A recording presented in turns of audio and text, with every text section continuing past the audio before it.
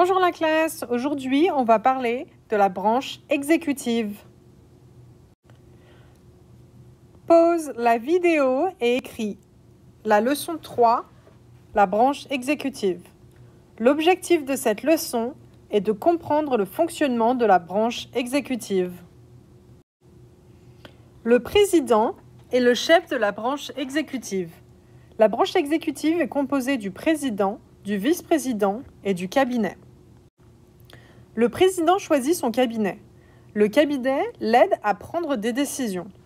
Les membres du cabinet donnent des conseils au président sur les questions d'affaires étrangères, d'éducation, de défense, d'agriculture et beaucoup d'autres sujets. Le président est le commandant en chef des forces armées. Il rencontre les chefs d'autres pays du monde pour discuter des problèmes et trouver des solutions. Le président est le chef de la branche exécutive. La branche exécutive est composée du président, du vice-président et du cabinet. Le rôle du cabinet est d'aider le président à prendre des décisions sur la vie du pays. Le président est le commandant en chef des forces armées. Il rencontre les chefs d'autres pays du monde pour discuter des problèmes et trouver des solutions. Pause la vidéo et écris. Quand un projet de loi arrive devant le président peut l'accepter ou utiliser son veto. Si le président l'accepte, le projet de loi devient une loi.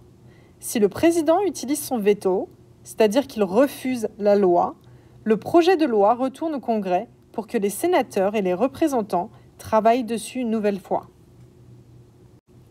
Lorsqu'un projet de loi, a bill en anglais, arrive sur le bureau du président, il a deux options. Numéro 1, il peut accepter le projet de loi, donc le projet de loi devient une loi. Option numéro 2, il peut utiliser son veto, c'est-à-dire refuser le projet de loi, donc le projet de loi retourne au Congrès et ne devient pas une loi.